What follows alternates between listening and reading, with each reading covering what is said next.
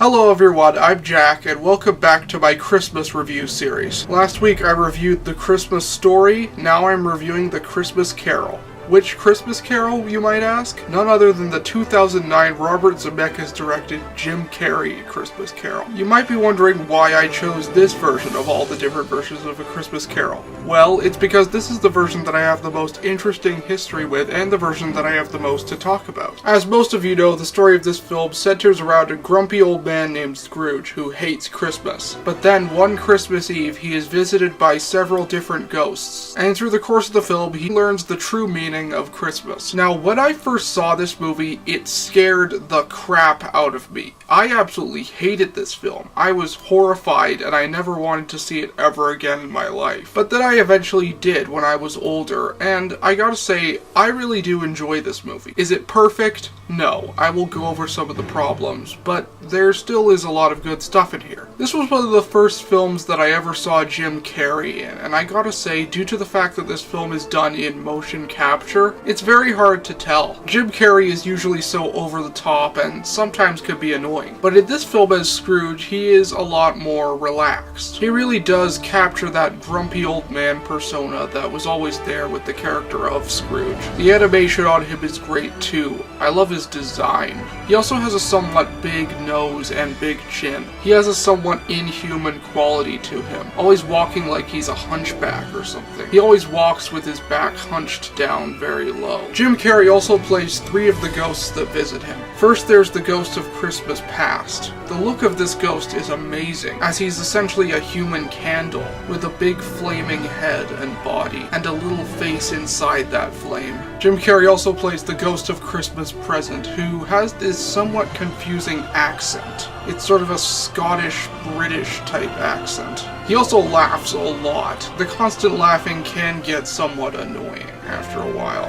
I constantly expect him to just laugh at every single thing that's brought up. And of course we have the ghost of Christmas yet to come. This was always my favorite ghost, and this film's version of him is great. He's pretty much just a shadow throughout the entire film. He looks like one of the Nazgul from The Lord of the Rings. What about some of the other characters in the movie? Well, my absolute favorite would have to be Gary Oldman. Thanks to the amazing motion capture effects, they were able to make him look smaller than he really was. And there is so much emotion being conveyed by this character. Many of the emotional scenes with him are very powerful. Gary Oldman also plays the ghost of Jacob Marley. And I'm going to be honest, in many ways I think this character is way more over the top than any of the characters that Jim Carrey played in this film. And that's saying something. I'm gonna be honest, I really don't like him as this ghost. The way he delivers some of his lines is in such an over-the-top way that it's very comical, which is bad because it's supposed to be a very scary scene. Instead of just saying, "In life I was your partner, Jacob Marley," he has to say,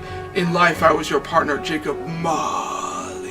Most of the other celebrity actors that they use in this film are pretty pointless. You have Colin Firth as Scrooge's nephew, Bob Hoskins as Fezziwig, his old boss. I gotta say, I don't understand why they didn't just hire a bunch of professional motion capture actors to play these roles. It's not like their roles are that big or anything. Now, remember what I said about how this movie scared the crap out of me when I first saw it? Well, yeah, it really did. I was near tears by the time the film was over. This film is intense. The film goes way too overboard in the dark stuff. And there are several dark scenes that I felt could have been cut out of the film completely and it wouldn't have been affected at all. For example, there's a scene in which Scrooge goes into the future, and the ghost of Christmas Yet to Come chases him in a carriage. It's an extremely intense and rather frightening scene. There's even a horror movie-like moment where Scrooge thinks he's gotten away, only to have the horse burst right through a building. That scene makes me jump every time I watch the film, even if I'm older now. Or the scene where the ghost of Christmas Present leaves. Instead of just disappearing, he rots away. This is one of the few movies that came out rather recently where I actually think the PG rating actually really meant something. In fact, I'd argue this should have been rated PG-13. I guess one of my issues is that this is supposed to be a Christmas movie. What is Christmas to you guys? Well, for me, it's about magic and fun. And while the original story of A Christmas Carol certainly does have some dark elements, It never really was this dark. And most of the dark stuff in this film really doesn't add up that much. And when we have scenes that are supposed to be magical and fun, they feel inconsistent. That being said, the fun scenes are very fun, and the film does have a good sense of wonder. A lot of that is brought to the film by the animation. Motion capture only really works for a movie if it's truly necessary, and this film definitely makes great use of it. Computer animation allows you to get shots that would be impossible, or at least extremely hard to do in real life without looking fake. With very few cuts, this movie really helps put the viewer into the movie. There are a lot of long shots and great slow camera work that really helps you feel like you're in the scene, in the moment. The opening title sequence alone is amazing. We follow Scrooge as he walks across the street, then we float all around the town and see the different parts of it, and then go back to Scrooge. We then see the Scrooge and Marley sign,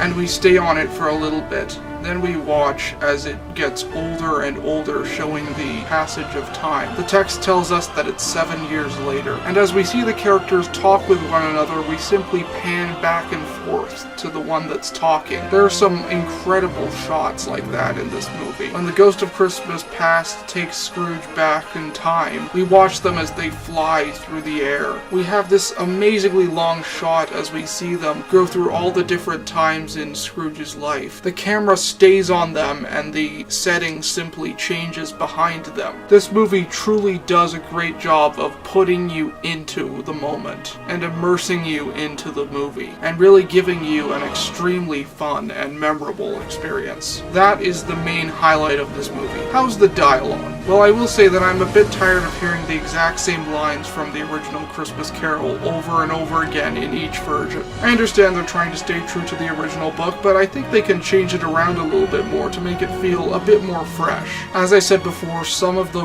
line reads can be very over the top, but the film has just enough good stuff in it for me to say that I still do really enjoy it. It definitely has some problems, and I wouldn't recommend this to kids, at least very young kids, but I think that there's still a lot of stuff to admire in this film, so I'd give it a 7 out of 10. I'd say check it out, and if your child has seen some scary films, then show it to them too. Don't show it to any young children. It might traumatize them for life. So that's my review of this film. Let me know what you thought of this movie in the comments section down below. And join me next time for another Christmas review. Until then, I'm Jack, and I will see you later.